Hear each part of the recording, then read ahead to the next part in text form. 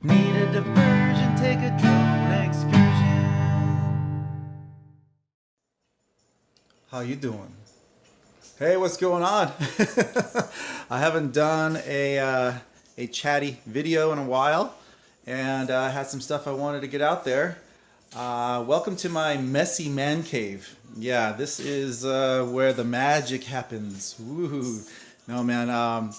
As you may know, I say it all the time, I don't really have a lot of time on my hands, which is partially why I give a lot of this stuff away. I feel kind of overwhelmed with how many things I've got, and it's just, I don't want to have old gear just sitting around going to waste. So I try to just give it away. I want somebody else to put it to good use. You know, that's kind of the whole point. But yeah, so being that I don't have a lot of time, I don't know about you guys, but my man cave winds up getting super messy. So I'll find myself, you know, I'll work all day, right? I'll get home, put the kids to bed, take a shower, eat, all that kind of stuff. It's like 9, maybe 10 o'clock at night. And I honestly have to think to myself, am I really going to work on anything right now? Am I going to go out to the cave and try to fix a quad or, you know, whatnot? Half the time the answer is no, but on the days that I feel enough energy to do something like that, I go out here and I just try to basically accomplish fixing one or two things. And by the time I'm done, it's like maybe like midnight, maybe 2 in the morning, who knows, right? And then the last thing you're going to want to do at that point is like clean up your mess, right? Or is that just me? I don't, that's the last thing I'm looking to do is clean up the mess I just made.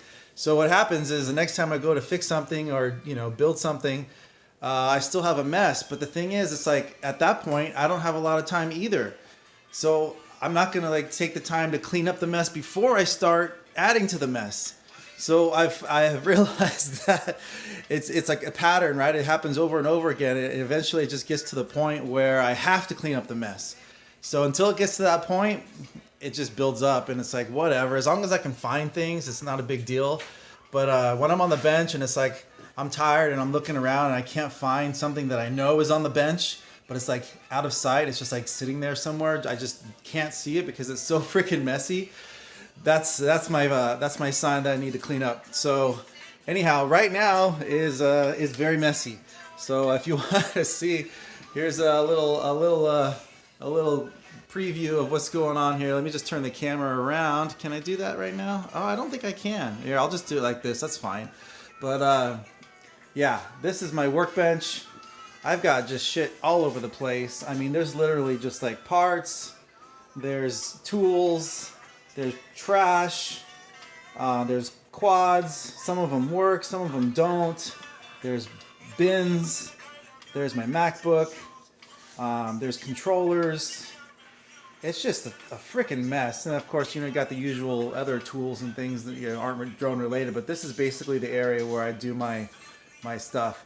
I got big quads up there that I have yet to even try to mess with.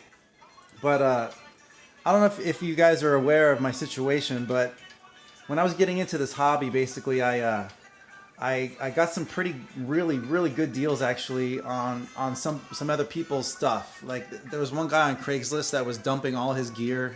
He decided to give up on the hobby. I bought like, I don't know, like 3 or 4 quads, a whole bunch of lipos, you know, controllers, all that stuff, like all his stuff, tools and everything. Got it for like super cheap, and I was just like, yeah, you know, I could put all this stuff to use, you know. And then shortly after that, I had a buddy, an old bandmate that called me up, and he had a coworker that was in the same boat, and this guy had even more stuff, and I was just like, oh, like it's tempting, right? Like I'll go at least check it out, and that's when I got all these big drones. I got even way more stuff from him for like super cheap, like literally like I think it was like $500 or something. It was something like ridiculous. Like it was basically a deal I couldn't pass up. It wasn't anything I necessarily needed, but it's like, well, if anybody could put these things to use, it's me, right? So I got all his things, and at that point I was like, wow, I got a lot of shit. Like that's fine, you know, but I really need to start like sifting through and you know, figuring out what's even usable, what I can throw away and all that stuff. And then it was like maybe just a couple months later that another coworker of mine who also flies, he decided he was getting rid of all his gear. He was giving up on the hobby, and I was just like, really? Like, what's going on here? Like, everybody's like jumping ship. And so at that point, like, honestly, I didn't want any of it. Like, it was just, I already had way too much crap. And but he was like in a desperate place. Like, he was going through a divorce and all this stuff, and he was just about to move out of his apartment. So I was just like, oh man, all right, I'll take it. You know what I mean? Like, just give it to me, and you know, whatever. So I grabbed all that, and at that point, it's like, dude, I could have like literally opened a hobby shop. Like, that's how much crap I had. I mean, just stupid amount of stuff. And so now I'm kind of dwindling. I'm getting things, you know, figured out. I've got a lot of things that I've already given away, which is good. Like, for me, having a bunch of stuff all around is just like stressful. I don't want it. I'm not like a hoarder type of a person.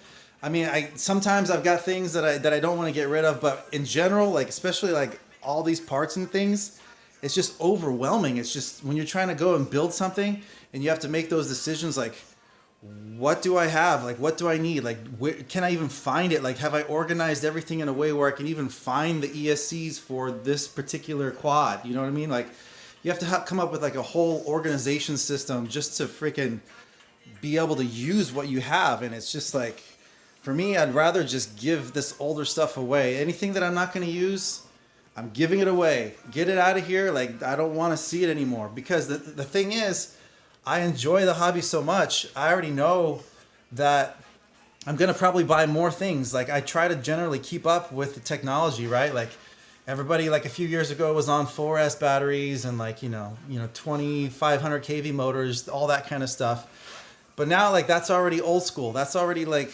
not even the standard anymore. Everybody's moving to 6S. You know, my point is that everything's changing. You know, the ESCs are now all like 32-bit. Just every aspect of everything gets a little better, like, pretty quickly.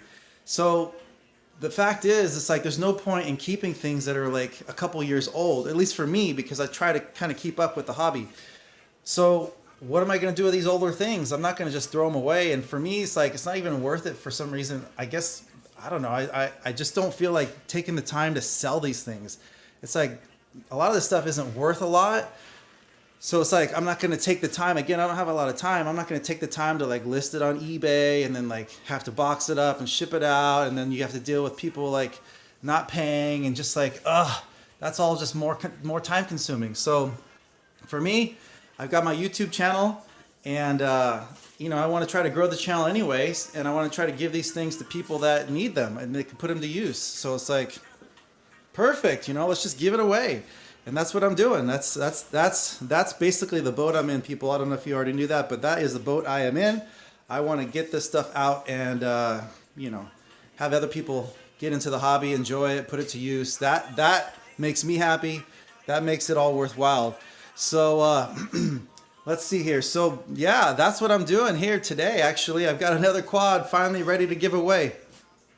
This quad, man, I really want to get rid of it because it's like, it's been such a pain in my ass. It really has. I fried, I think, 2 or 3 motors just trying to get it going. I was thinking that when I was putting the motor in, that one of the screws that holds it in place was touching the windings in the motor. And I made the mistake of thinking that was the case. That wasn't even the case. It was actually the ESC that was bad, that was frying the motors. So I finally figured that out today, like 3 motors later. Or maybe 2. I can't remember how many motors I burned up trying to figure this out. I finally figured it out. So anyway, I got this quad working. What I wound up doing, by the way, here's the quad. What I wound up doing is I'm actually using, this is something I've been debating doing a video for, and I think I'm going to do it, but I want to get this going first. I don't think that which ESCs you use, which motors you use, which props you use, if you mix and match, I don't think it matters that much. And let me know what you guys think in the comments, but here's my theory. You know, like, the flight controller is telling the ESC what to do, right? So that it achieves a certain, you know, position, like the, you know, the, what do you want to call it? degrees per second, like how much it's moving, right? So it knows how much it's moving, how quickly it's moving, and it is sending signal to the ESC to get it to move, you know, at a certain rate. So it doesn't really matter, like if there's different ESCs on the quad, or if there's different even motors on the quad, or even different props on the motors. It doesn't really matter that much, because it's still going to adjust accordingly to just get the quad to be at the angle that you're trying to get it to go at, right? I mean, maybe you can feel a little variance in things, and maybe you try to like do a roll and like maybe it'll slightly pitch forward or something like that. But I don't even think it will. I think basically you're just gonna limit yourself to the slowest ESC motor prop setup that you have, right? So like, let's say you have a motor on there that's like, I don't know, 1900 kV, and then all the other ones are like, I don't know, 2700 kV or something like that. And let's say that 1900 kV motor has an ESC that can only put out, I don't know, 35 amps, and all the other ones can do 50 amps, just for an example. I think basically that slower motor, that 35 amp setup is going to be your limit for all the other setups. I'm pretty sure that's just how it's going to be, because nothing else is going to like overcompensate. It's all going to just try to stay level and try to accomplish what you're telling it to do when you're giving it stick inputs, right? I mean, I don't know. I want to put this to the test. I'm going to build a quad that has at least multiple ESCs, maybe 3 different types of ESCs, I think they all need to they all need to at least be D-Shock compatible. That's my theory, because you can't calibrate different ESCs that, let's say some are D-Shot and some are, you know, like PPM or whatever. I don't think that'll work. I could be wrong, but I don't think you can like really calibrate it. Then you might run into some issues. But as long as they're all at least D-Shot, they're running the D-Shot protocol, I think you should be fine. But then we'll have different KV motors and even like different props, like some bi-blades, some tri-blades, 5-inch, 6-inch, whatever. And just have this like super like random Frankenstein build, right? And then just see what happens, right? Like the worst thing that's going to happen is it'll crash, like whatever. I crash all the time anyway. But I think it'll fly pretty okay. Like I think I might be able to tell that it's not flying exactly the way I want it to, or not quite as smooth or whatever. I can see a couple little things coming up, but I think it'll fly, like for the most part, pretty okay. Like it'll stay level and it'll do what you're telling it to do. It's not like it's gonna freak out. I don't know. What do you guys think? Let me know, because I'm super curious. I really want to try this, and maybe I'll set one up today, but I don't know. So anyhow, on this quad that I'm giving away, it's got 2 different types of ESCs. In the front, I've got some Acon 35-bit ones, and in the back, I've got some Lumineer, you can't see them anyway, but I've got some Lumineer 50 amp ones. And I would say if you're going to do this kind of mix and match setup, probably it would be best to at least do it the way I just explained, where you've got matching ones on the front and matching ones on the back. That makes sense to me, because, you know, quads are generally flying forward, you know, and I put the ones with the capable of 50 amps on the back, because your back motors are the ones doing the most thrust to keep it at that angle. So that makes sense to me.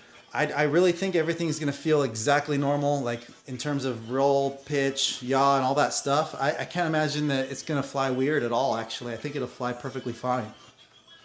But if you put, let's say, the 2 different ESCs on the right side, and then the other 2 different ESCs on the left side, I could see there maybe being an issue. Again, I think it'll fly just fine, but like if anything, like it might like roll faster to the right or something like that than it does to the left. You know what I mean? I don't know. It's hard to say. It's really hard to say, but again, we'll put that to the test. But on this one, I did a little test flight, and it flew perfectly normal. I couldn't tell anything funky about it at all. I think there's probably guys that do this all the time. I don't even know, but yeah, you've got like 50 amp ESCs on the back, and a totally different brand and everything, but 35 amp ESCs on the front, and they are all D-Shot compatible. They're 32-bit ESCs, so there's not going to be any problems. Anyhow, so that's what we got here. This is my old 6-inch Velorum. Okay, I did give away the Velorum on this channel, I don't know, a few months ago. I had a 5-inch one too. But basically, this isn't like top of the line stuff. This is like, I'm trying to get rid of gear, right? This is my whole strategy. This is older stuff. Everything works, right? It all works fine. It's got an FPV camera in it. You can fly with your goggles. You can fly without your goggles. This thing will probably do a good, like, I want to say 90 miles an hour. This thing will rip. I mean, it's a 4S setup. But that's fine. I mean, it's not this, from what I can tell, the standard anymore. Most people are on 6S now. But this thing still works great. The frame, I would say, it's in good shape, but it's not like an ideal frame. You know, the arms are pretty thin. You know, it's not like up to today's standards, but whatever, guys. Like, this is all just about flying and having fun. I know, you know, like I said, most of us, or at least I do, I try to kind of keep up and have some of the latest gear. But it's not even necessary at all. Like, I know a lot of you just want to fly, and a lot of you for the first time, and that's fine. Like, let's just get you in the air. So anyhow, so let's explain a little more about this giveaway quad. So yeah, it's an older Velorum frame. You can still get parts, by the way. It's ready-made. Yeah, ready-made quads that has the Velorum frame. Ready-made RC is the website. So the motors are 4S. Well, you could probably run 5S on them, but they're actually 2800 kV motors. These are some they're from a company called Sumax, and when I put these on a quad, I was blown away. Actually, these things are very, very powerful. Very, very good thrust and all that stuff. Great motors. The problem I realized with these motors is that the metal that they use is like an aluminum alloy that isn't very strong. So what happened a few times is where the motor, well, you can't see anything anyway, but where the motor gets screwed onto the frame at the bottom, you know, there's 4 screws. That metal where the screw goes through the motor is actually pretty brittle.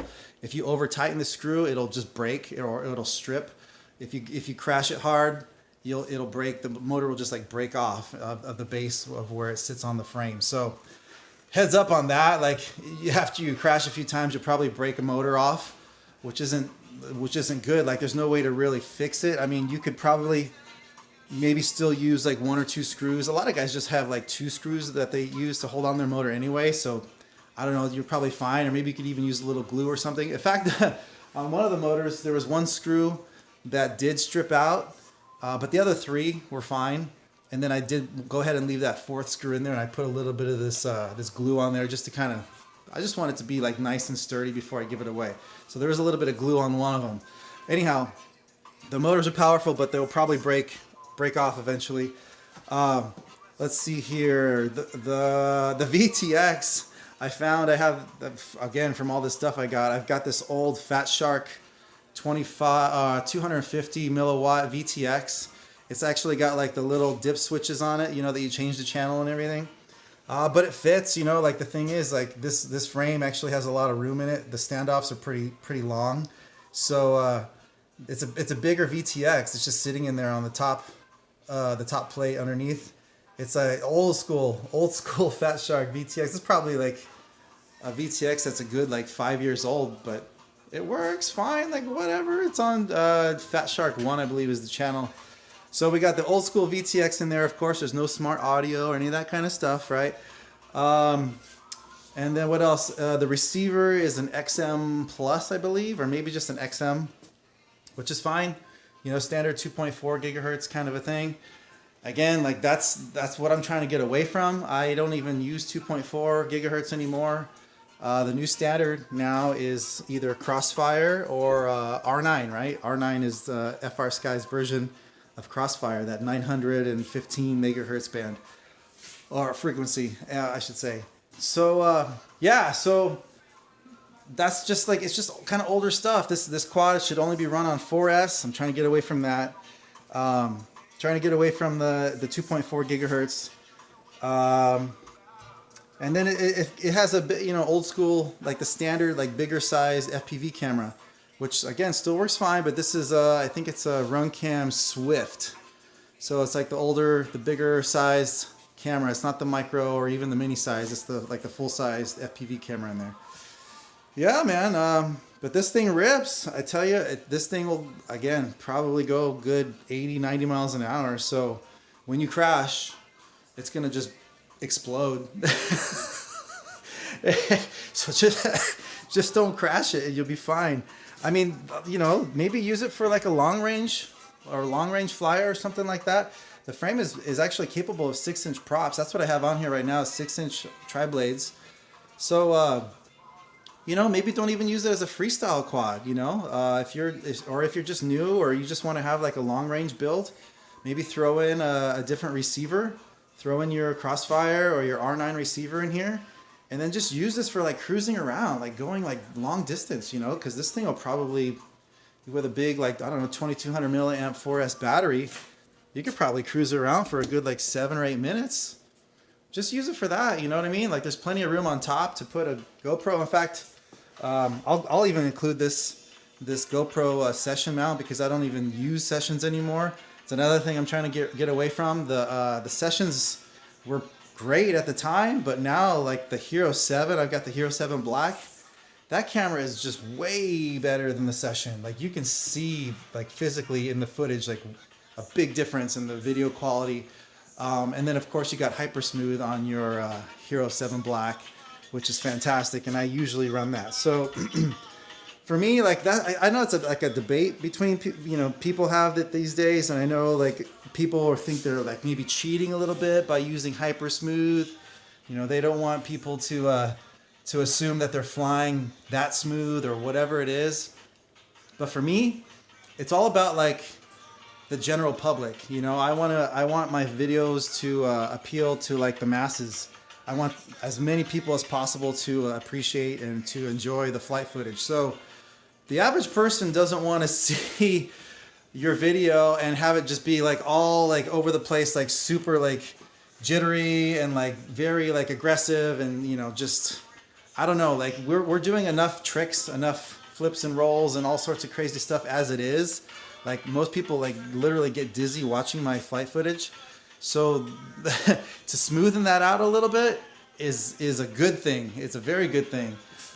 So yeah, so I definitely run Hyper Smooth on most of my stuff. I don't see why not. Like, it makes no sense to me to not use it. So anyhow, yeah, man. So for the contest, this is gonna be a long video, by the way, because I've got a lot of stuff I want to talk about. I haven't done a one of these in like, I don't know, a month or two, it seems. And yeah, so I just have a few things I wanted to get out there, but I can see I'm already at like 23 minutes. So hey, if you guys are still here, now is your chance to see what you actually have to do to win this quad.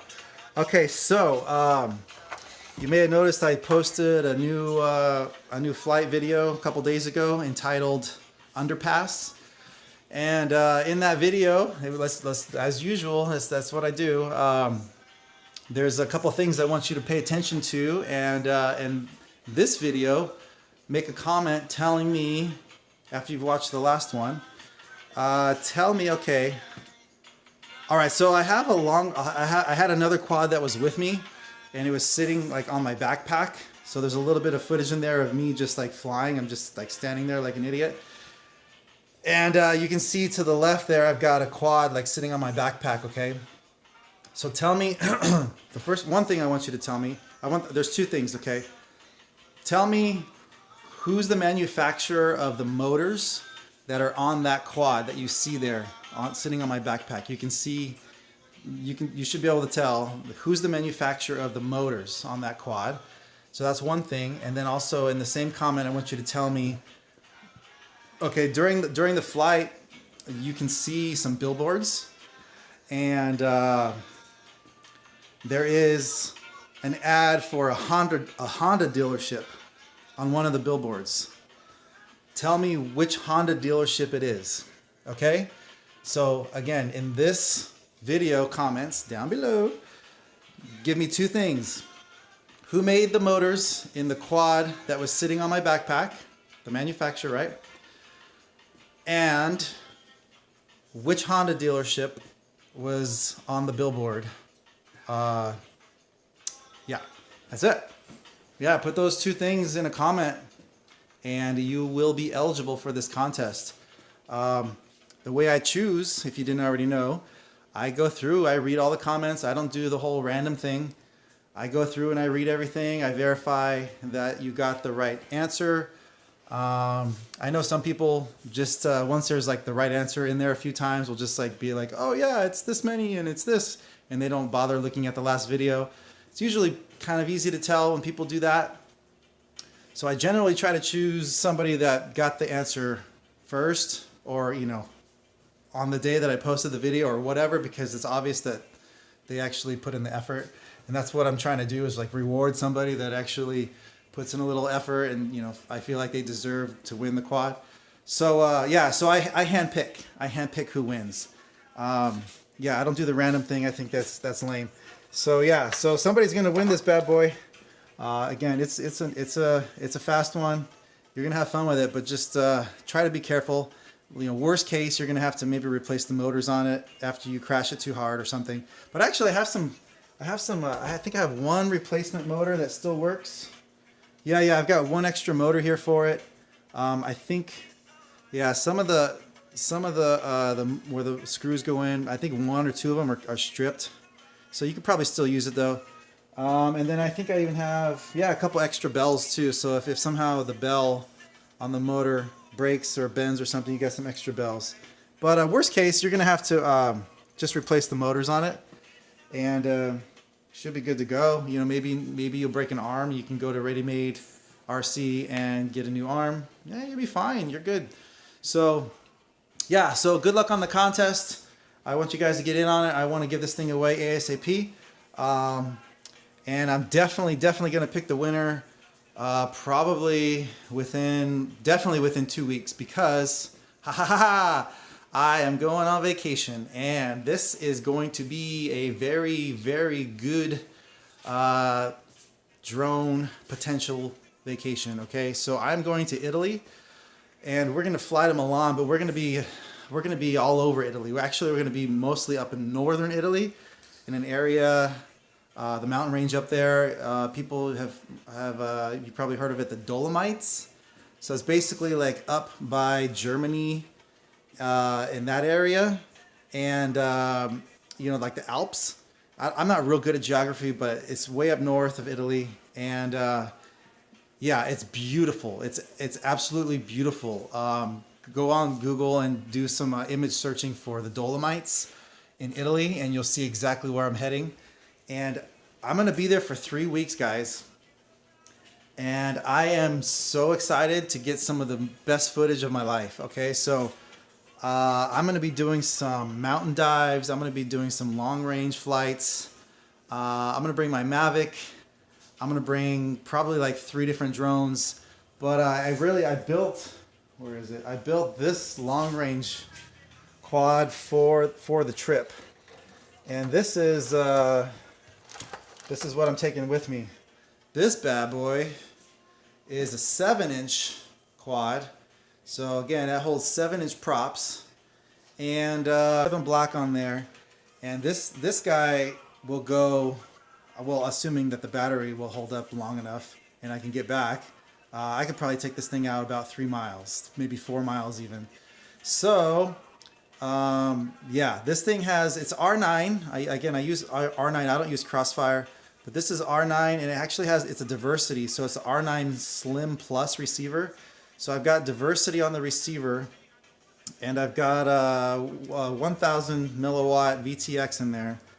And man, I've taken this thing out probably almost 2 miles, and I haven't had any issues.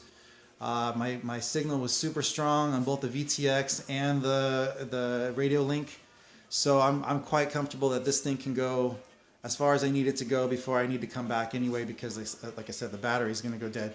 So yeah, so this thing has GPS on it, and this thing's good to go. So yeah, this this bad boy is going to get some amazing footage, and I can't wait to take it, and I can't wait to post the footage that I get from this trip. So yeah, guys, I'm excited about that. So yeah, I have to absolutely give away this quad, this other one, before I leave for Italy, because that's, yeah, let's just get it out before that. By the way, the last contest I did, which is probably already a month ago, it seems, the winner didn't get back to me. They didn't get back to me, like a week had gone by and they hadn't gotten back to me. Like I said, like if I tell you win, you have to send me an email and let me know, like, you even acknowledge that you won, and give me your address and I'll send it to you, right? So a week went by, I didn't hear anything. And then I was about to do another giveaway. I was going to be like, okay, well, they didn't claim it, so I'm going to give it to somebody else. And then, I don't know, I got super busy and I couldn't do another video. And then the second week had gone by, and I was just about to do another giveaway video for that quad. And then they emailed me, and I was like, ooh, they got really lucky, because I was just about to give it away to somebody else. But yeah, they did contact me. And yeah, it's Gwen FPV, and it turns out they are in, well, I forget. It's not China, but it's one of the little areas near China. Yeah, so I got to send that thing off. Yeah, I still have it. If you're watching this, I still have it. I got it in my car right here. I've had it boxed up for like a week. Here it is. It's right there. It's in my seat, ready to go. I was gonna try to give it. I was gonna try to take it to the post office last Monday, but I couldn't. I don't work on Mondays, so I can't go to the post office during the week, like Tuesday through Saturday, because I'm working. The post office around here opens at like, I don't know, it's like 8:30 and closes at 5. It's like, what the heck? Like that's so stupid. Like the post office is only open when everybody's at work. Whatever. But yeah, so I don't work on Mondays. And so today's what, Sunday? Yeah, so tomorrow I'm going to the post office and I'm sending that quad out finally. Man, it's like, sometimes it's like a challenge just to even get this stuff given away. It seems it's like, again, like, it's just like, it's like stressful for me. I just want this stuff out of here. I want somebody else to put it to use. So anyhow, yeah, things are going good though. Man cave's messy, but we're getting it cleaned up. Trying not to buy anything new until I get these things out of here. It's funny. I've got another friend that he doesn't. I don't know. Maybe he doesn't have the same priorities as me. But like for me, I don't want to like build new things until I get rid of the old things. It's like I realize that I'm the same way with like food, even, right? Like I go to the fridge, and it's like, what am I going to eat? I'm not super picky, by the way, with food. I don't eat meat, but like other than that, like I'm not picky. So I'll look in the fridge. I'll be like, all right, what's gonna go bad first? And I'll just eat it, right? Like, because I don't want it to go to waste. Are you guys that way too? It's like, I'm not gonna like go buy new food when there's like food in the fridge that's like that needs to be eaten. It's gonna go bad in a few days. It's like, it doesn't make any sense to me. I'm very, I guess, conservative when it comes to that kind of thing. Like, I don't want things to go to waste. I want to put it to use, So it's the same. It's the same thing with quads. So yeah. So I've actually got like, I don't want to buy anything new. Yeah, that's my point. I don't want to buy anything new and build anything new until I get rid of the old. So that's my whole goal here. Is yeah. I know a lot of you guys. It's like super tempting to get something new and like get it in the air and like. And forget about what you already had, but like for me, it's like that stuff just starts building up. We got to get it out of here. So yeah. So okay, guys. What else I want to talk about? I actually made a little list. What did I want to talk about here? Drones. Oh yeah, drones. Now, actually, I got stuff on the other side. Let's see here. Oh gosh, I'm such an idiot. By the way, what did you guys think of the new intro to my video? I don't know. I had the stupidest idea about that little song. Somehow, well, I don't know if you guys know, but I used to play in a band. So I came up with this little riff on the guitar and everything, and so I actually, that was me just playing the guitar and singing on my phone. I just did a quick take of that. So that was me, and then And then I just feel like I had to like throw something in there, like a visual effect with the cheesy song intro. And so I came up with you know, the whole goggle thing and just like acting like I was like having fun with putting on the goggles.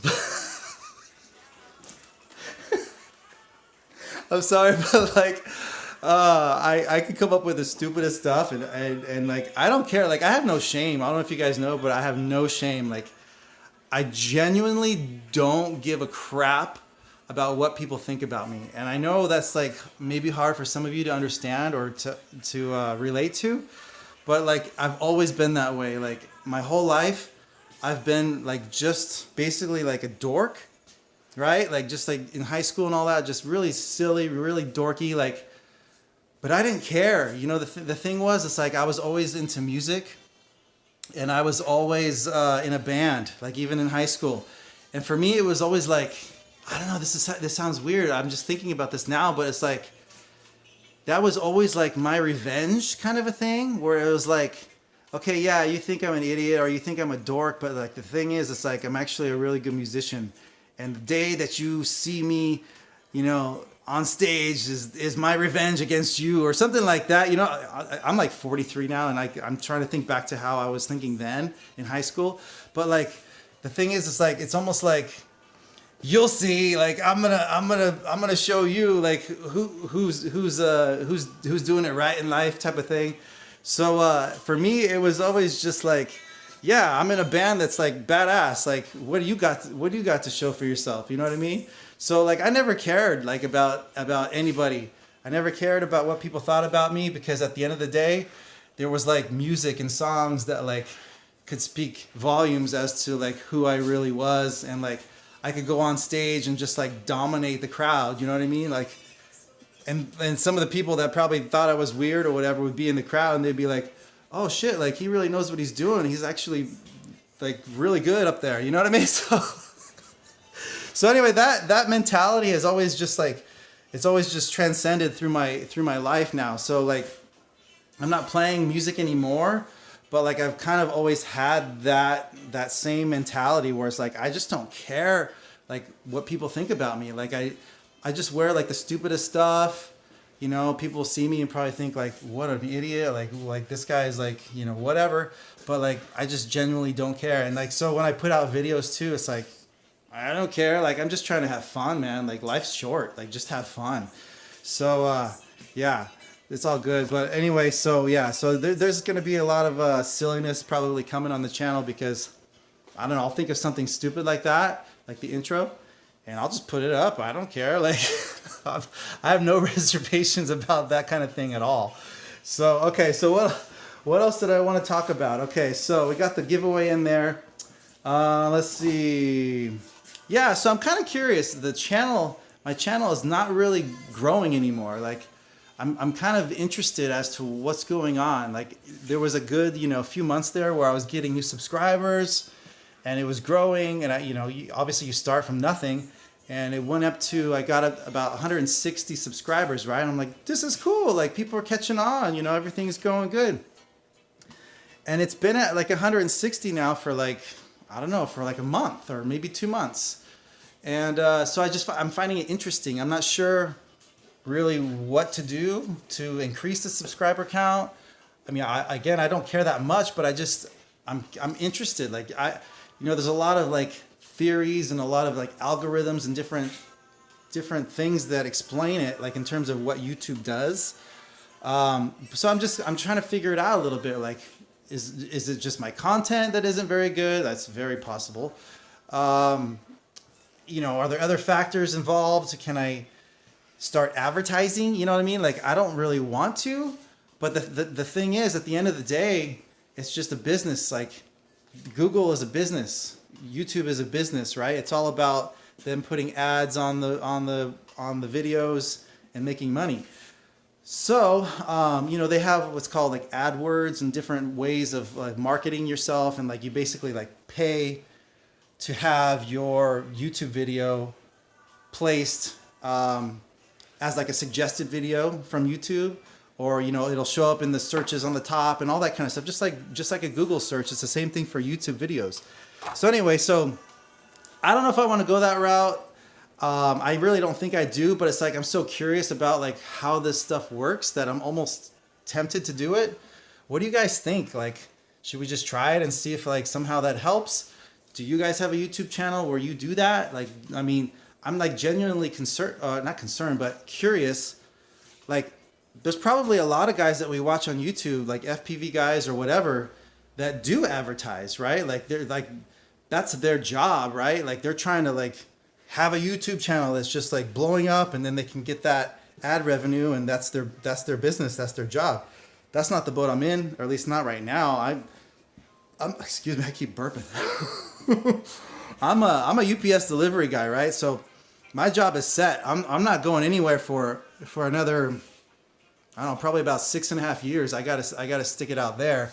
But yeah, when I'm done there, I am definitely going to be trying to grow the channel and trying to do this as a business. Not necessarily putting out videos and trying to make revenue from YouTube, but my whole goal, I can definitely see doing an excursion business.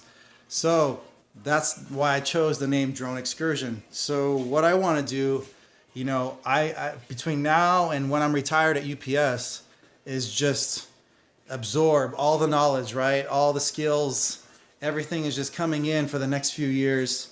So I know exactly what I'm doing technically, in terms of building, in terms of flying, all that stuff. But I want to network and promote excursions to people like yourself, maybe. So what we'll do is I'll set up a trip. We'll say we'll go to Hawaii, or we'll go to, you know, some bandos. We'll go to, I don't know, there's obviously like lots of really, really cool places to go in this country, in this world, where anybody that flies a drone would love to go, right? And it's a lot of fun to go with other guys, other women even, that that also fly, right? It's that camaraderie. We all are in the same boat. We're all in the same interests, and we all can help each other and have a great time together. I mean, that's the whole point of like quad camp and like those types of things. So yeah, so I'm going to set up these trips for people that want to fly drones in amazing places, you know? So that's what it's going to be. You know, like you book it with me, we go and we have a blast, and you're going to wind up with some incredible footage. So that's where I'm going to be heading, you know, in 6 years is doing that. But I do want to have at least enough subscribers on YouTube where I can, you know, post the trip and everybody can see it and they can decide if they want to come or not. So I do want to grow the channel.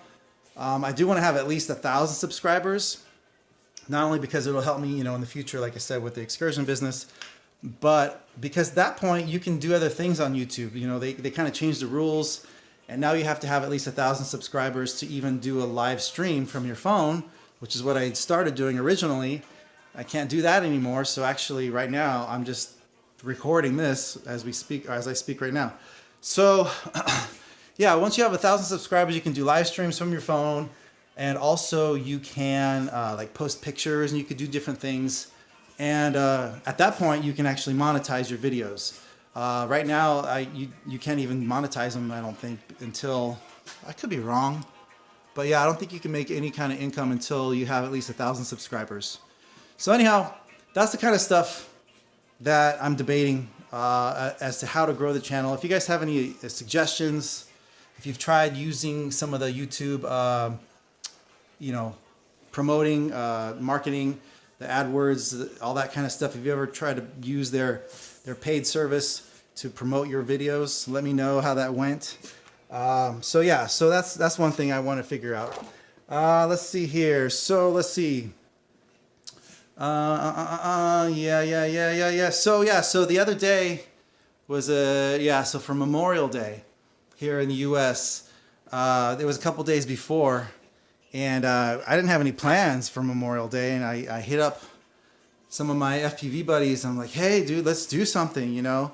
And so we wound up, there was almost 10 of us, I think, that we drove out to this abandoned golf course.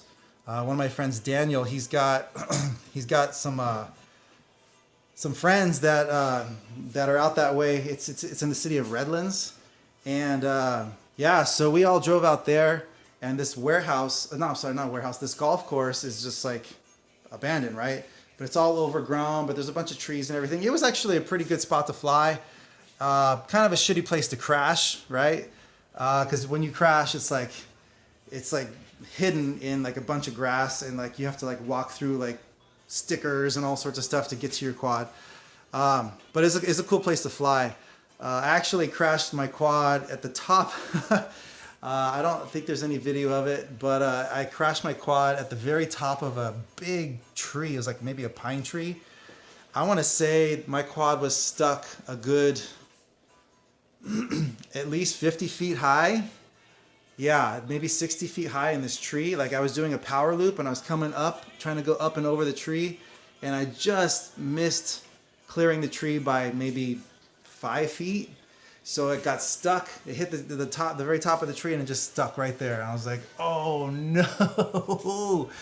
So of course I didn't have anything to get it out of the tree. Some guys bring like super long poles, or they'll bring like a rope, you know, with like a rock or like some kind of a weight on it. Then you throw that, you know, and then the rope goes over the limb that you're trying to get the quad out of, and then you can kind of pull the rope and shake the limb or whatever.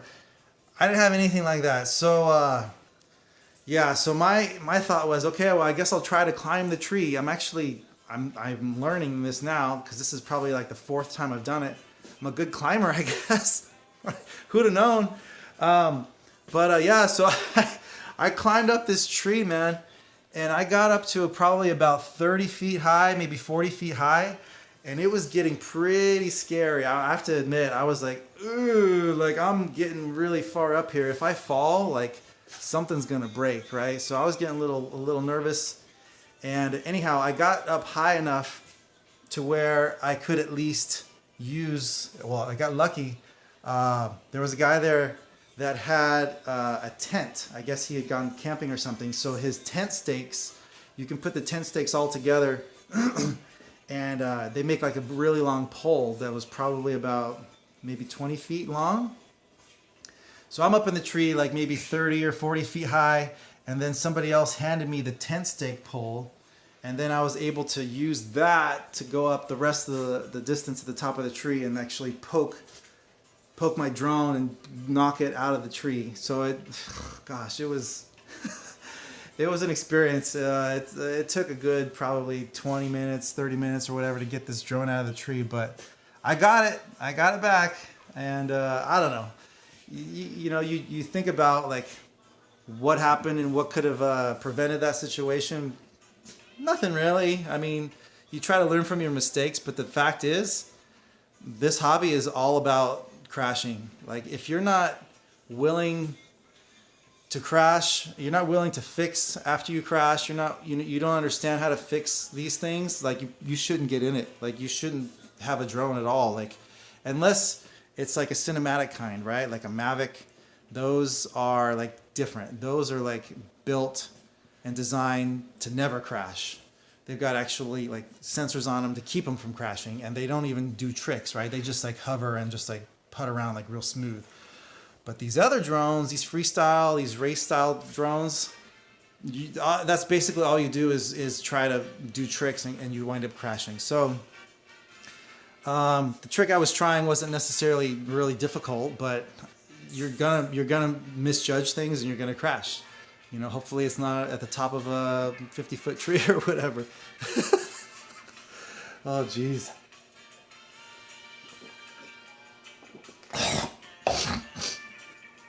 All right, so is there anything else I wanted to get out there? I'm going to try to post some flight footage from the drone that I'm giving away.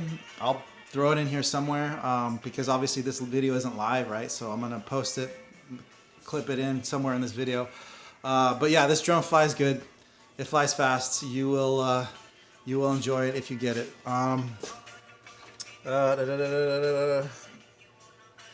Okay, one more thing I wanted to talk about, like as if it wasn't enough already. I've already talked for almost 50 minutes. Okay, I don't know who's gonna even watch this video. This might just be something I don't even post, but so far I'm just trying to get this stuff out there because again, I haven't talked in a while. But I remember talking to somebody in a comment, and it brought up a good point.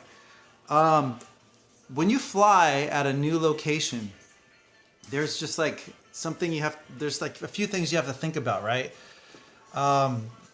For me, it's very challenging, right? Like a brand new spot, you really have to think out like where you can fly, what you can potentially get through, you know, what's going to happen if you crash. It's all about like the risk versus reward kind of situation, right? So I don't know, like for example, when I was flying in that underpass, the freeway underpass, in that last video, like there's all sorts of things I could have done, right? Like I could have power looped one of the overpass, one of the bridges, or one of the signs, or all these different things. Like I could have done a lot of things, but the thing is, it's like that's like a freeway. Like there's literally like thousands of cars like above that bridge. So it's like you don't ever want to get that risky. Like don't do it, right? It's very tempting to do some tricks and to get some amazing footage and shock video, right? People will see if you post it and be like, wow, like that guy is like ballsy and that guy like is amazing or whatever, but like it's not worth it to take that big of a risk to cause an accident, right, on the freeway. Like doesn't make any sense at all. But these are the types of things you need to think about, right? Not only like potentially causing an accident or harming somebody else, but like your own stuff, right? You like think of it personally too. Think of it like do you want to lose your quad? Like do you want to lose your GoPro? Like are you willing to potentially crash and like fall in the ocean or whatever it's going to be? So it's like, I don't know. Sometimes I'll show up to a spot where I want to fly and I think about it. I sit there and I'm like I dwell on it. Like, do I really want to do this? And I get nervous, right? And half the time I don't even fly. If it's a new spot and I'm just not comfortable and I think it's too risky, nope, I'm not doing it, right? Like, and that's just something I think we all have to do, right? If you're getting into this hobby, or if you're just thinking about getting into this hobby, do that. Like, don't just. Yeah, I mean, you have to really know your skill set. You really have to understand like what you're capable of doing safely, and how risky things are, and whether or not it's worth doing at all. That's my point. I don't know. I just wanted to get that out there because it's almost like an art form, right? You have to really analyze a situation and decide whether or not you can do certain things. And yeah, obviously there's a lot of people that aren't good at that art form, right? There's people that basically have gotten the FPV community a bad name, right? There's people that fly very risky and they post the videos on YouTube, and you know, there's actually FAA auditors and stuff that will go on YouTube and they'll see that and they can potentially fine you, right? Or even jail you if it's illegal. And there's a lot of new FAA rules and regulations that are coming down the pike. In fact, I think just the other day they announced some new ones. Basically, the airspace that FPV pilots are flying in, that radio-controlled planes and rockets and all these guys have been flying in for over 100 years, we're losing it, okay? I don't know if you guys know what's going on, but our airspace of, you know, generally it's 400 feet and below, it's going away. It's being controlled. It's not necessarily because there are people that are flying in risky situations. That kind of thing has happened for sure, right? Like I just said, there's people that will give the community a bad name. The bigger thing is happening though is that Amazon and Google and these big, huge corporations are lobbying and getting rules changed so that they can fly their commercial delivery drones in that same airspace that we always fly. So that's what's going on. That's the big problem. So yeah, I know the general public has been hearing about delivery drones and, you know, oh, is it really going to happen and all this kind of stuff. It's really going to happen, yeah. So Google actually has a company that already got the green light to fly commercial drones and make deliveries with. I believe the company is called Wing. If you want to do a Google search, they've already got the green light.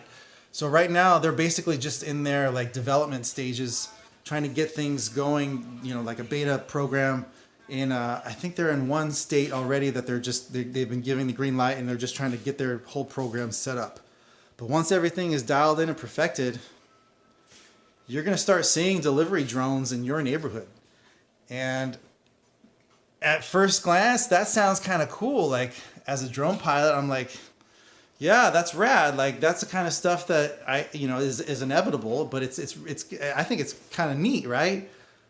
But not if it's not if it's infringing on our rights to fly our toys, you know, like that's not cool. So I don't know, man. Things are going to change, and it's going to be really interesting to see how current drone pilots and plane pilots and all these guys are going to respond. Because the thing is, if everybody's told that now what they have done for many years and enjoy doing is illegal, like now all of a sudden you're a criminal just because you fly your drone around in your backyard, that's not going to be taken very well by many people, right? Like there is such thing as over-regulation, right? Just like guns, right? Like First Amendment, Second Amendment, like all these amendments are all on the verge of being taken away from us. There are people that give, you know, like I said, give people a bad name. But the thing is, it's like the Constitution is there for a reason. Like these are all rights for a reason. Like you can't just take it away from people and expect them to be okay with it. Like if the U.S. decided to make, you know, owning a gun illegal and make millions of people criminals overnight, you're basically starting a civil war. You're gonna cause so many problems. It's not worth doing, and that's probably why it hasn't happened. But I wonder with the drones, what's gonna happen? You know, like obviously there's not as many drone pilots out there as there are gun owners, but the thing is, it's like for a lot of these people, this is what they do. Like this hobby has like literally saved people's lives. I know it sounds silly, but like it's such a great thing for people. It's a great distraction to help people get out of bad places and just get outside and have fun. So I don't know. I can't see that very many people are going to stop flying because the government tells them they're not allowed to anymore. Personally, I don't think that's going to happen. But then it comes down to enforcement. Like, are cops suddenly going to start enforcing FAA rules? Right? Like, I have nothing against cops, but a lot of cops don't even know the law as it is. Like, they don't even understand that people have the right to film in public. I mean, there's all sorts of videos online where like people will be videotaping a cop in open space in public, or even in a public building. I don't know if you guys know, but any publicly funded building, like the post office, the fire department, all these places that are publicly funded, that gives you the right as the general public to be there. You can walk into these places, and if you have the right to be there, you have the right to film. I don't know if you know this, but it's the First Amendment. It's freedom of speech. It's freedom of press. You have the right to just film wherever you want. And there's all sorts of videos. It's fascinating, by the way. If you Google First Amendment auditor or First Amendment audit or just 1A audit, fascinating stuff. You start to see that there's like literally like hundreds of people that call themselves auditors. It's just a person like you or me, and what they do is they just go to these places and they start filming, and they just try to see like what happens, right? Like they're just expressing their First Amendment rights, and people will freak out. Like cops will freak out, try to threaten to arrest them for filming. All this stuff happens, and like half the people don't even realize that they're allowed to do it. Like Oh gosh, it's so interesting. It's so fascinating. So anyhow, back to the back to the point at hand. I don't know. I'm just trying to say, man, like it's going to be very, very hard to enforce drone laws on pilots because the people that are going to be doing the enforcement are cops, and cops don't necessarily know what they're doing to begin with. So I don't know. It's going to be very interesting. Personally, I have my Part 107 license, which is a commercial drone pilot license to do commercial work. I haven't technically done any commercial work yet, but there again, that's a gray area because anytime you post videos on YouTube, there is a potential to make money from it, which the FAA interprets as commercial, as a commercial flight. So, I mean, who knows? I don't know. I mean, I get it. Everything's like changing and they're just trying to adapt.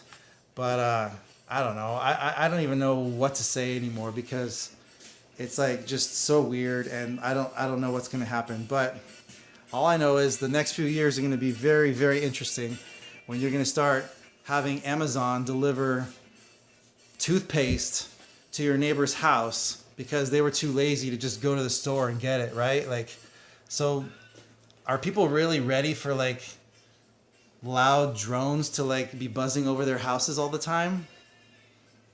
I don't think so. Like, I think the general public is being duped. I think the general public doesn't even know what's coming. I think if they did know that there's going to be a bunch of drones flying around delivering stupid stuff to people's houses, that are probably going to be noisy and affect, things, then they probably wouldn't be on board with it. But I don't know. That's my guess. Yeah, I can see a world where drone pilots who aren't at all happy with being told they can no longer fly their drones are going to use their drones as like kamikaze drones to take out these commercial drones. You guarantee there's going to be people that take a stance and are willing to sacrifice their drones to prove a point to these big business guys. But we'll see. That's my prediction. I predict within the next 6 years, I'm going to say within the next 6 years, you're going to hear stories about that happening. Yep. Anyhow, so I have literally talked over an hour. This is amazing. I'm not the type of person that even talks much. So this is fun for me. But this is interesting that I'm even able to sit here and talk for an hour. Weird. Okay, well, anyhow, people do it all the time. It's just I had the opportunity, so I thought I'd get this stuff out there. Okay, so anyhow, let's wrap it up. Let's wrap this up. Okay, this video is really about the giveaway. Okay, I need to get this quad away, so let's just show it one more time. If you're still with me, if you weren't bored already, this sucker is going to somebody. Okay, so one last explanation. Okay, my last video, entitled Underpass. A couple things are in there that you need to pay attention to. I want you to tell me, there is a billboard. You have to really look and find it. There is a billboard that advertises a Honda dealership. Tell me which Honda dealership it is. And also in the same comment, I want you to tell me which manufacturer makes the motors on the drone that you can see that's sitting on top of my backpack. There's footage of me just standing there flying, and you can see my backpack there on the bottom on the ground, and you can see who makes the motors on that.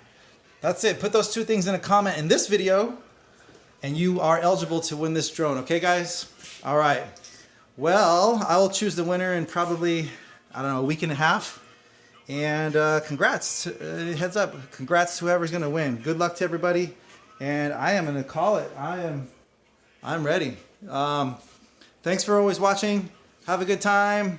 Be kind to everyone.